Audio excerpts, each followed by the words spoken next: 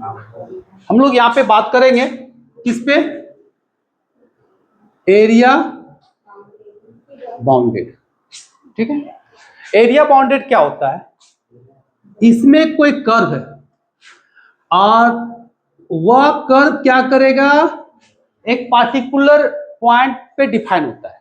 जैसे यह डिफाइन है x इक्वल टू ए से लेके x इक्वल टू बी तक। अब बोलेगा कि यह कर्व ए से बी तक जो एरिया को कवर कर रहा है वह क्या होगा। अगर मान लेते हैं कि यह एरिया है, इसको ए लिख दिए, तो किसके अबाउट है, किसके ऊपर है, तो एक्स एक्सिस पे है। तो हम लोग मान लेते हैं कि ए हो गया तुम्हारा एरिया ऑफ शेडेड पार्ट। ठीक है, तो देन शेडेड पार्ट किस पे, ऑन, हम लोग एक्स एक्सिस पे बात करेंगे। तो इसका एरिया का फॉर्मूला होता है, कहां से कहां तक रेंज है, देखो ए से लेके बी तक, यहां लिखना है ए टू बी। किस पे लाई किया है, एक्स पे, तो किसके रिस्पेक्ट में काम करेंगे, एक्स के रिस्पेक्ट में। ठीक है, तो यहां हो जाएगा वाई डी एक्स, ये होगा ऑन एक्स एक्सिस। अगर यही चीज का फिगर अगर हम सिर्फ चेंज कर दें, अगर हम वाई एक्सिस पे ले लें, ठीक है, किस पे ले लेंगे, वाई एक्सिस पे ले लेंगे, तो इसका फॉर्मूला चेंज हो जाएगा, ए टू बी, यहाँ पे एक्स हो जाएगा, यहाँ पे डी वाई हो जाएगा ऑन वाई एक्सिस।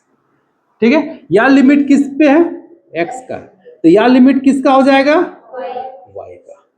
बस यही अंतर है, देखना है कि फिगर जो बना है वो एक्स एक्सिस पे हम लोग काम कर रहे हैं या वाई एक्सिस, बस यही चीज।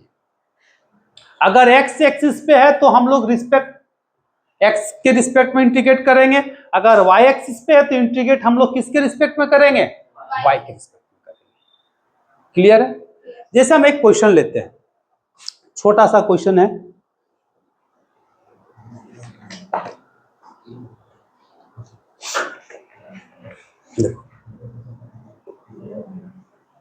Find the area given curve. पहला नंबर देखो, y बराबर कितना दिया है, एक्स स्क्वायर, कहां से कहां, x इक्वल टू 1 और x इक्वल टू 2, एंड तीसरा दिया है x एक्सिस। देखो सबसे पहले एरिया निकालने के लिए जो इक्वेशन दिया रहेगा कर्व का, उसको हम लोग अच्छा से समझेंगे। सबसे पहले देखेंगे कि इसका मेन कर्व कौन वाला है, गिवन कर्व। ये देखिए सबसे मेन हो गया, यहां पे लिखना है x square equal to y. अब पता करना है कि यह किसका इक्वेशन है, अभी अभी लिखवाए हैं, किसका इक्वेशन है, पाराबोला का है। किसका इक्वेशन है, पाराबोला है। और ये पाराबोला किधर खुलेगा, ऊपर की ओर। किधर, इसका फिगर कैसे बनेगा, पाराबोला का जो स्टैंडर्ड फिगर है वही बनेगा, ऐसे बन गया। ये हो गया तुम्हारा x square equal to y, ये पहला हो गया। चलिए इसको नाम दे दिए 1। सेकेंड में कहता है एक्स इक्वल टू 1, तो एक्स बराबर 1 मतलब एक ऐसे लाइन होगा, इसको हम लोग दे दिए एक्स बराबर 1। सेकेंड में क्या बोल रहा है, एक्स इक्वल टू 2, तो एक लाइन यहां पर भी देंगे एक्स इक्वल टू 2। अब फिर तीसरा कहता है कि एक्स एक्सिस, तो एक्स मतलब y इक्वल टू 0, मतलब कौन सा लाइन, एक्स लाइन। अब वह एरिया ढूंढो जो ये दोनों लाइन, ये तीसरा लाइन और एक कर्व, चारों लाइन से घिरा हुआ हो, वह कौन सा एरिया है। ये देखो इस शेडेड वाला दिख रहा है, यही एरिया है ना। अब यह एरिया कहां से कहां तक लाइक कर रहा है, देखो x बराबर 1 से लेके x बराबर 2। बस क्या करना है, लेट a बराबर एरिया ऑफ शेडेड पार्ट, ए किसको रिप्रेजेंट कर रहा है, शेडेड पार्ट के एरिया को रिप्रेजेंट कर रहा है। तो कहां से कहां तक, 1 से लेके 2 तक, 1 से लेके 2 तक। फॉर्मूला क्या होता है, y dx। अब बता y का वैल्यू कितना है, y का वैल्यू देखो एक्स स्क्वायर, यहां लिखना एक्स स्क्वायर dx। अब क्या कर देना है, इंटीग्रेट कर देना। अब यहाँ पे इंटीग्रेशन किसी भी तरह का हो सकता है, ज्यादातर अगर सर्कल वगैरह देगा, इलिप्स देगा, तो आप लोग का स्टैंडर्ड वाला जो फॉर्मूला लिखवाए थे रूट अंडर वाला, उसका फॉर्मूला का ज्यादा यूज होगा। इसका तो सिंपल है, x³ लिमिट 1 से लेके 2 तक। चलिए बैठा दो, 1/3 बाहर, 2 का पावर 3, 1 का पावर 3, कितना हो गया 8 - 1 यानी कि 7/3 स्क्वायर यूनिट। ये हो गया आंसर। यही तो एरिया है। यानी कि आपको फिगर पे भी मार्क्स होता है, फिगर बन गया, जो पार्ट दिखेगा निकालने का उसी पे काम करना है। वह एरिया कहां से कहां तक घिरा हुआ है वो पता करना है। ये देखो 1 से लेके कहां तक 2 तक। क्लियर है? चलिए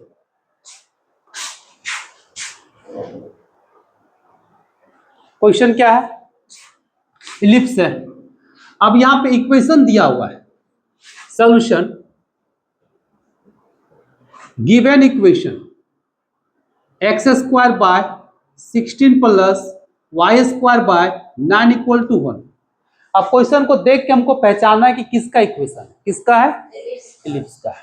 इसको स्टैंडर्ड फॉर्म में लिखेंगे तो यहाँ पे क्या हो जाएगा 4², यहाँ पे कितना हो जाएगा 3²। तो हियर a का वैल्यू, b का वैल्यू, इसका एक फिगर बनाओ।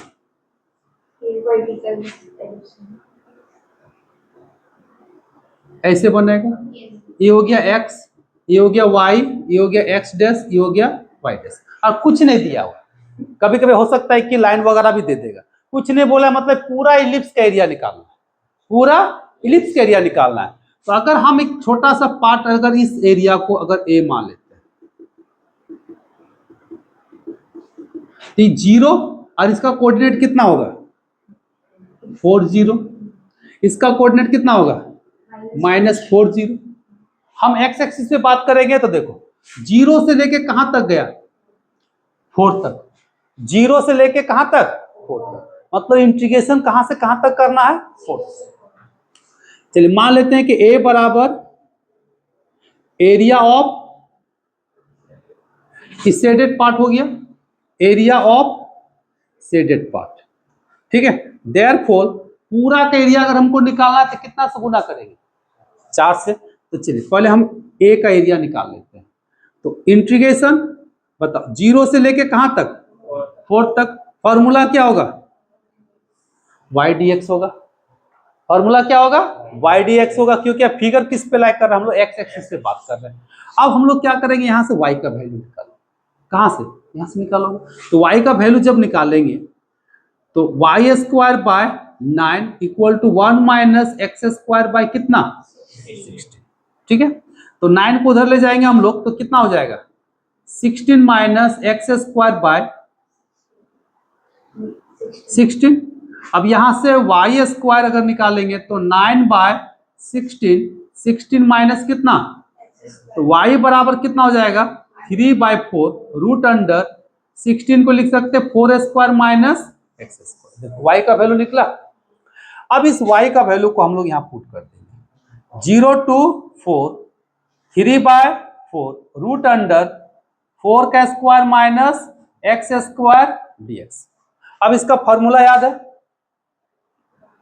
स्पेशल का, कौन सा, तो हम लोग याद किए होंगे a² माइनस x² dx। कितना याद किए थे x/2 root under a² minus x² plus a²। हाँ देखो हम लोग यहाँ पे क्या बात करेंगे कि root under a² minus x² dx बराबर कितना है x/2 root under a² minus x² plus a²/2 sine inverse x। इसका फॉर्मूला हमेशा यूज होगा एरिया बाउंडेड में।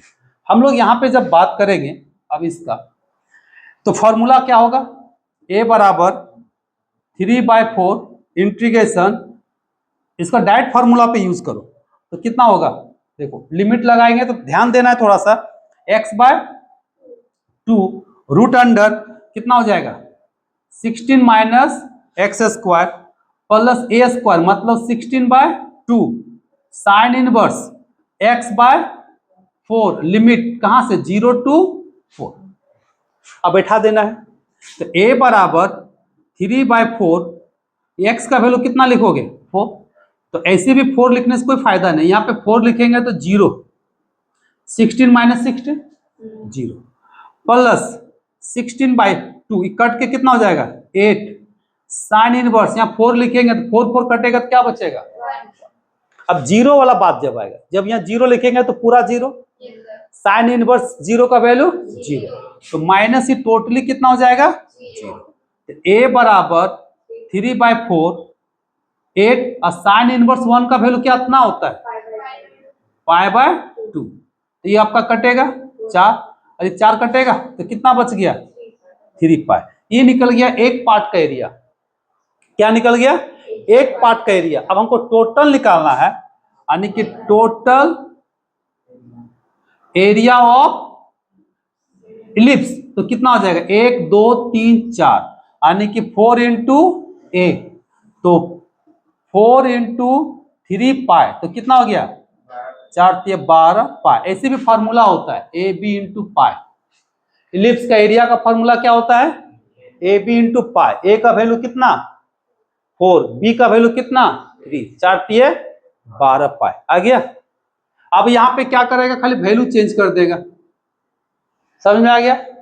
अगर यहाँ ए स्क्वायर बी स्क्वायर देगा तो रिजल्ट कितना आएगा ए बी पाई। हो सकता है कि यहाँ पे 9 कर दे, यहाँ पे 4 कर दे, 25 कर दे, कुछ भी कर दे, बनेगा ऐसा ही पूरा इलिप्स का क्वेश्चन। लिखो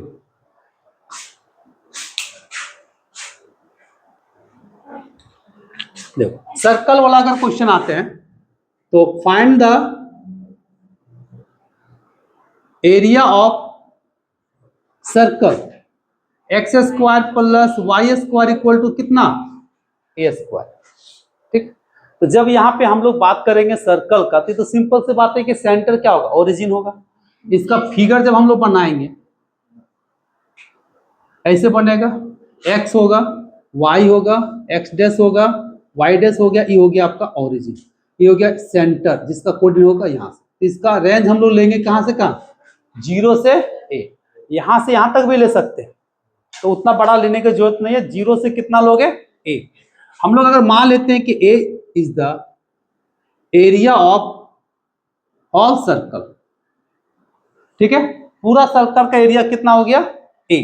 आप ये जो शेडेड पार्ट है, इस शेडेड पार्ट का एरिया हम निकालेंगे। अब शेडेड पार्ट का एरिया निकालेंगे तो a बराबर कितना हो जाएगा 4। इस शेडेड पार्ट का एरिया कहां से कहां तक लाइक कर रहा है 0 से लेके a तक, तो लिखोगे 0 से लेके a। फॉर्मूला क्या होगा y dx। अगर हाफ पूछता एबव द एक्स एक्सिस तो कितना करते हैं 2 से मल्टीप्लाई करते हैं। अगर पूछता find the area of the circle in the first quadrant, सिर्फ फर्स्ट क्वाड्रेंट का बात करता तो कुछ किसी से मल्टीप्लाई नहीं करता। वो डिपेंड करेगा क्वेश्चन पे क्या बोल रहा है।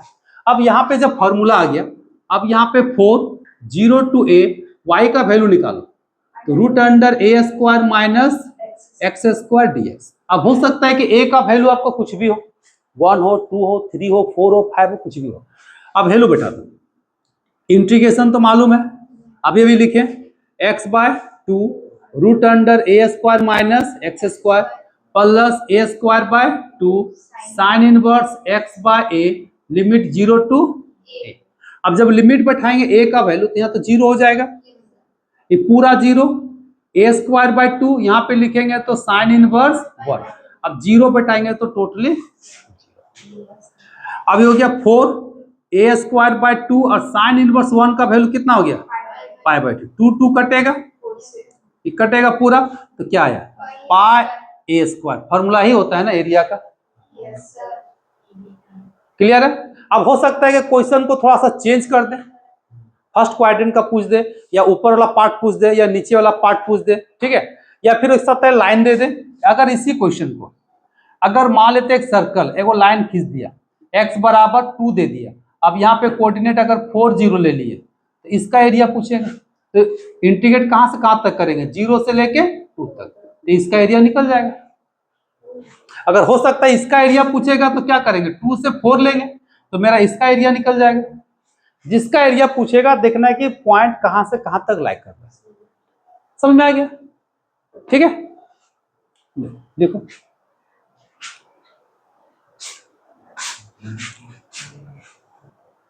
जैक बोर्ड के लिए बहुत इंपॉर्टेंट है, ऐसा ही क्वेश्चन देता है जैक बोर्ड में। ठीक है, हम लोग यहाँ पे जब काम करेंगे, चूंकि वाई स्क्वायर इक्वल टू क्या दिया है 4x, बताइए क्या है, पाराबोला है। पाराबोला है तो किधर खुलेगा, पॉजिटिव एक्स एक्सिस की ओर खुलेगा। इसका चलिए फिगर बन गया 4 वाई स्क्वायर बराबर 4x। फिर एक इक्वेशन दिया है वाई एक्सिस, मतलब ई वाला हो गया, x बराबर 0, ई लाइन है। ठीक है, यानी उसके उधर। फिर तीसरा दिया है y बराबर 3, तो मतलब एक हम लोग यहाँ पे लाइन खींचेंगे। ठीक है, ऐसे पार कर देते हैं। ये हो गया y बराबर कितना, अभी हो गया y एक्सिस। अब बताओ कौन सा एरिया हुआ, ये वाला एरिया हुआ ना, हुआ क्या नहीं हुआ। अब बताओ किस पे लाइक कर रहा है, y एक्सिस पे। तो हम लोग मान लेंगे कि ले A be the area of shaded part. ठीक है, तो देयरफॉर ए बराबर कहां से कहां तक, देखो 0 से लेके 3 तक, कहां से कहां, 0 से लेके 3 तक। तो इंटीग्रेट करेंगे 0 से लेके, अब यह जो शेडेड पार्ट है किस पे लाइक कर रहा है, y एक्सिस पे। तो क्या लिखोगे, x dy। ठीक है, अब x का वैल्यू देखो तो कितना है, y स्क्वायर बाय 4 dy। अब y के रिस्पेक्ट में क्या करना है, इंटीग्रेट करना है। तो 1/4 इंटीग्रेट करोगे तो कितना हो जाएगा, y क्यूब बाय 3, 0 से लेके 3। अब लिमिट बैठा दो 1/12, तो y का वैल्यू यहाँ लिखेंगे 3 का पावर 3, तो 0 का पावर समथिंग। अब यहाँ पे चलो 3 का पावर 3 का पावर 3 बाय कितना 2, तो एक 3 कटेगा, तो 3 तिया 9, इधर से 4, तो 9 बट्टा क्या हो गया 4 हो गया आंसर। समझ में आया, लिखो।